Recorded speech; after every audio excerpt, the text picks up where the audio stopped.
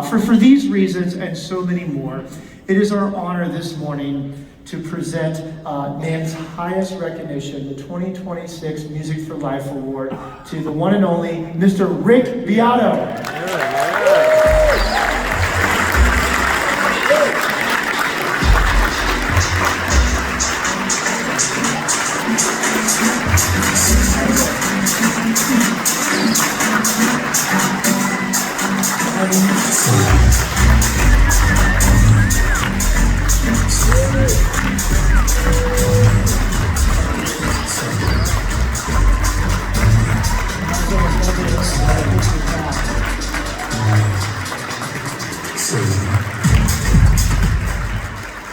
Rick, in recognition of your profound impact on the industry, it's my pleasure to present you with NAMM's 2026 Music for Life Award. It's heavy, it's right?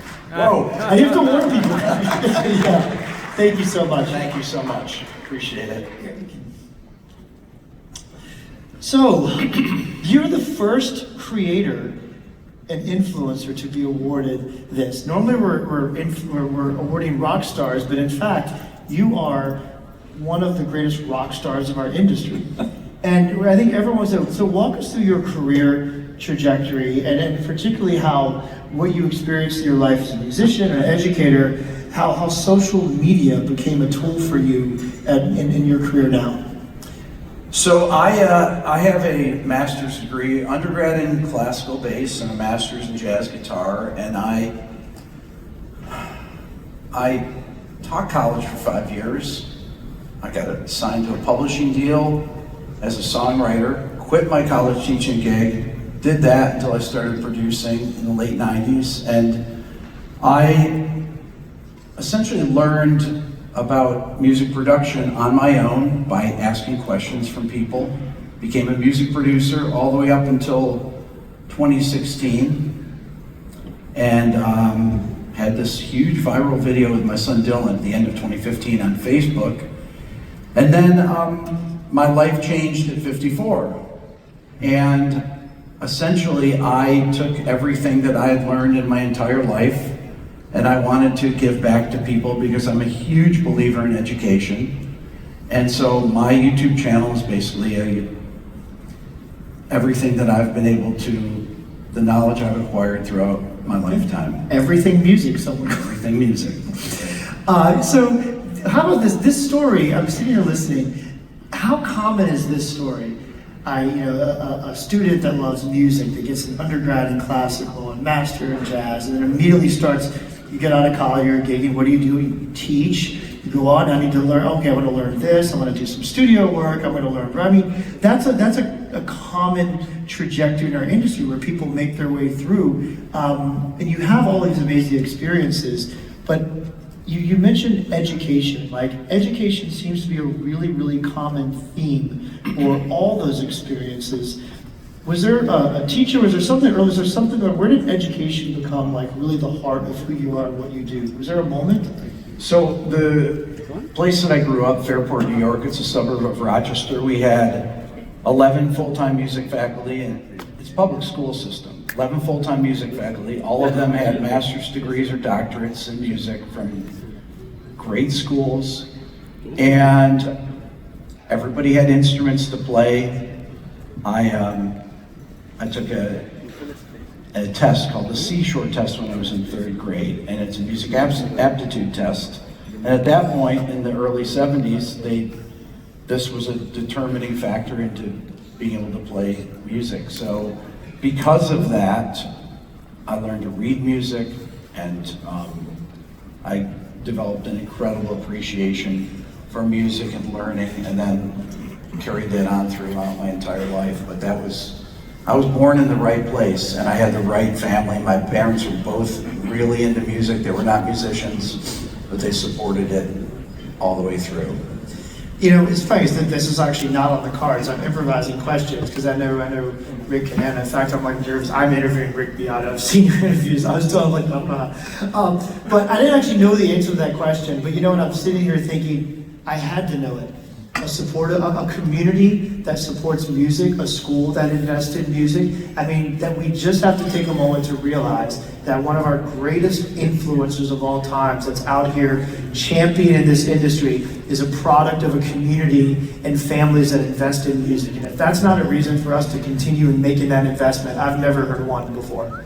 Because that is really, really powerful. Yeah. You know, I got in touch with my old orchestra director, Ken Brown. Ken's 78, 79. He retired probably about 15 years ago or so. He was there from 1969 till the early 2000s. And he works in a string shop now, a string repair shop in town. And I said, Ken, how many string instruments do you have in the school system? And he said, 500 instruments. Because I played the bass. Every bass player, every cellist had a bass at school and at home. So they didn't have to carry it on the bus. And everyone had private lessons, individual private lessons every week, and still do. Just amazing. Yeah. You know, so there's so many influencers and creators out here that would just absolutely be thrilled to get 500,000 subscribers, 1 million subscribers, 2 million. 3 million, 4 million, 5.4. And you know, the growth of this influencer and the 1,200 plus badged influencers we have in the Creator Lounge and NAMM, we're seeing this incredible story in the content. But what's interesting, and I want to ask you about your advice to influencers, is everyone aspires to have this reach. And you've created that. Can you talk about why your reach is so powerful? I actually have an idea, but I'm actually interested to hear what you've created, because people aspire to be that. But how would you give advice to an influencer to give the reach that you have? Well, like I always say to people, somebody's got to be successful at it, so why can't it be you? I mean, that was always my theory, right? I think trying to come up with compelling ideas and making videos that have narratives to them. Storytelling is the most important thing. It sounds like a cliche now, but it's really true. Storytelling is so important, and I start almost every one of my videos with a story that's related to whatever I'm going to talk about. But it's a personal story. Yeah, well, that's the answer. Because you watch your channel, watch your content. Your content, like, we feel like we know you. It's personal. The word that comes to my mind is authentic. Like, it's just authentic content, and you like know your stuff. People see, man, Rick Beato, he knows his stuff, and that's what everyone says. And we hear that constantly. But you authentically, when you talk about like what makes a song great, and I think that's what's really impressive. And the example you set for our industry, and the example you set for creators and artists, is at the end of the day, every gimmick, studio, blah blah blah blah, lighting, camera, everything. If you're not authentic, if you don't know your stuff, if you don't have authentic content, that's what people want to hear. That's true. And great.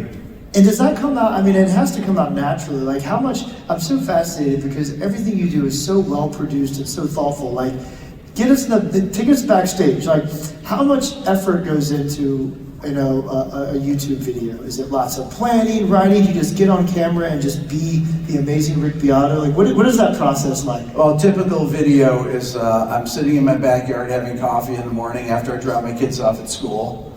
Okay. And then my younger brother John, who plays guitar, I might call him and I'll say, hey, I've got an idea for a video. And maybe it's like, you know that Christopher Cross solo, Ride Like the Wind?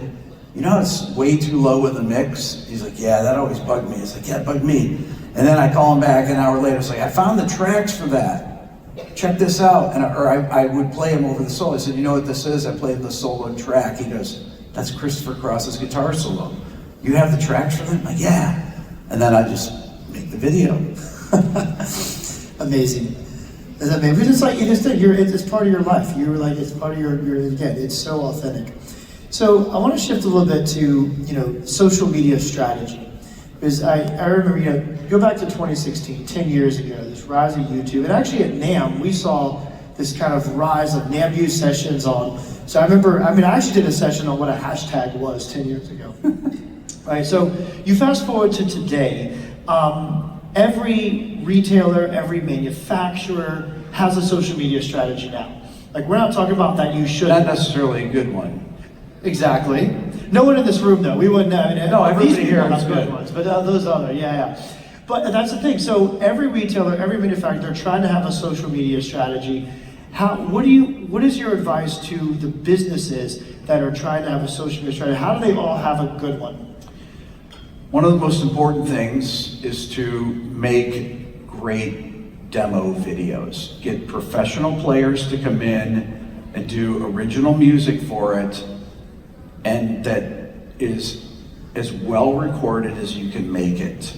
There was a video that I saw on YouTube probably 15 years ago, and it was the company Chandler, and they had this compressor, a TG1 compressor, great stereo, Abbey Road kind of compressor, and they had a drummer that was playing. I think it was at NRG Studios. A great session drummer was playing, and they just had 2 room mics, and all of a sudden they flipped the compressor in, and it sounded amazing. I was like, wow. And then they turned it off, and then it sounded terrible. I mean, just regular room mics. Put it back on. I was like, I've got to have that. And it was a simple shot. The drummer was amazing, and the piece of gear, it was so well recorded, and that to me was the perfect kind of demo to show how something works. And making great demonstration videos is incredibly important. And that's a big part of our industry. That's what consumers look for. They look to creators. They look for those demo videos. So now we're gonna get into it. So let's talk direct to consumer videos. So we have brands that are out there showcasing their products. You have retailers. I'll ask an interesting question. Whose responsibility is it to showcase the product to the consumer? Should the retailer be doing it? Should the brand be doing it? There's a lot of who's making the content to the consumer, and how do you own that customer? That's a great question. The answer is both. Both. The manufacturer should be making great demos, and the retailer should be making great demos. So if I'm looking at a piece of gear, I want to go to a trusted source to see something that's very well recorded. Now, I don't do any gear demos on my channel, and I don't do any endorsements, except for the fact that anything I have in my studio is actually kind of an endorsement, right? The things that I use are the things that I believe in. So to me, that is the ultimate endorsement. But I will go to someone, Tim Pierce, for example, my dear friend. When Tim demos something, I buy stuff that he demos that we haven't even talked about, because he will get the best sound out of whatever piece of gear that he's playing, and that will make me want to buy something. Great demos. And again, I hear that it's constantly, it's authenticity, just make the product, make the demo sound good. So we got to get to the elephant in the room here. You know so much about the history of products. You know so much about what makes a song great. Let's talk about AI. Because you've seen these evolutions. You've talked about it in your shows. You've talked about this multiple times. Talk about AI. Does AI make a song great?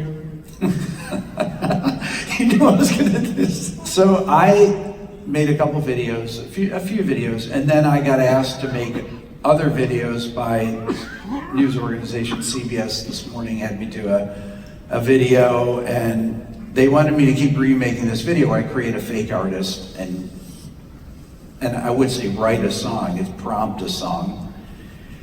Then after I did these things, I had good results in the first couple things I did. I worked with some of these programs, and I probably made 130 songs over the course of about 2 months. And out of those 130 songs, I bet there were 3 good ones. That's it, 3. And it occurred to me that the people that are successful at using AI are the people that are already successful in making music. For example,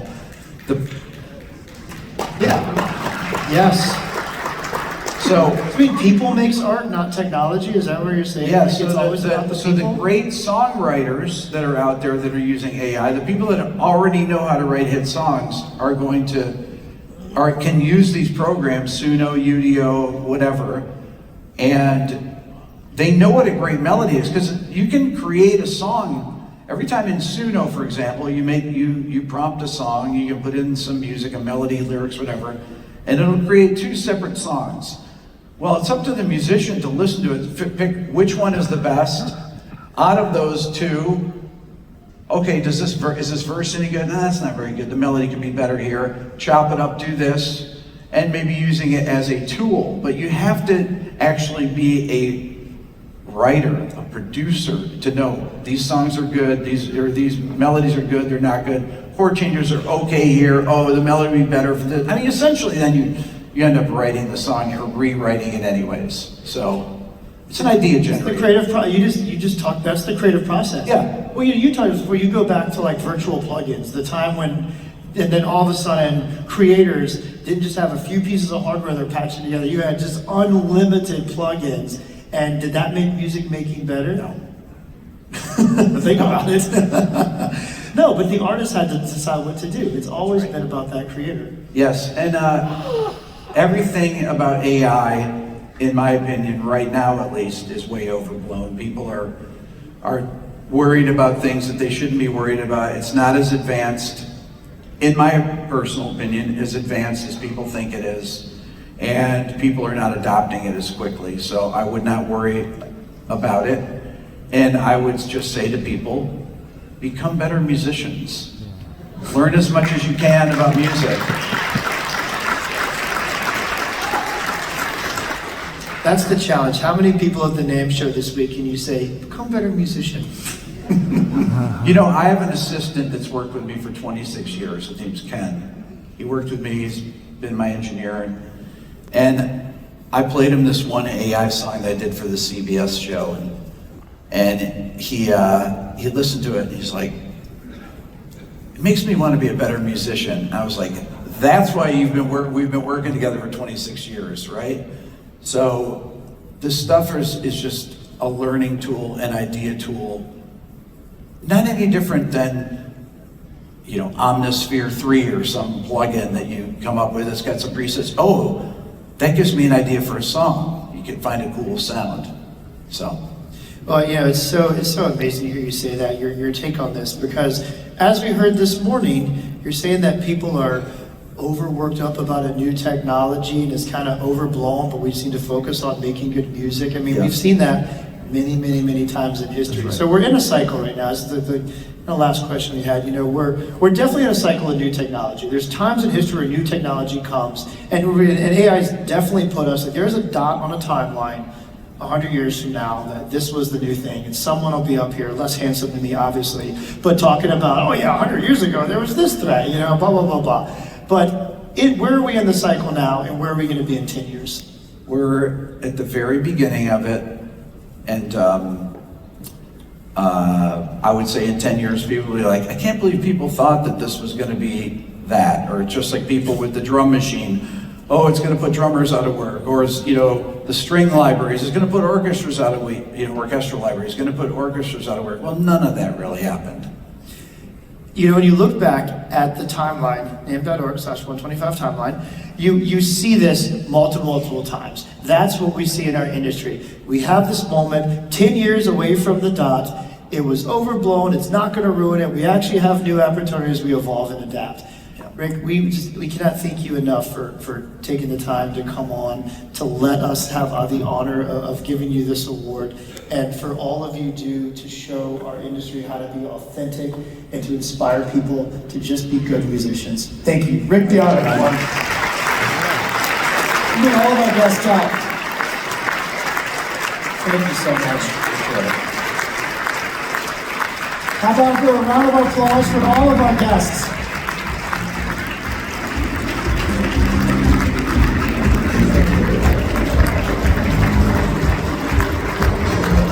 Amazing. This morning we've heard about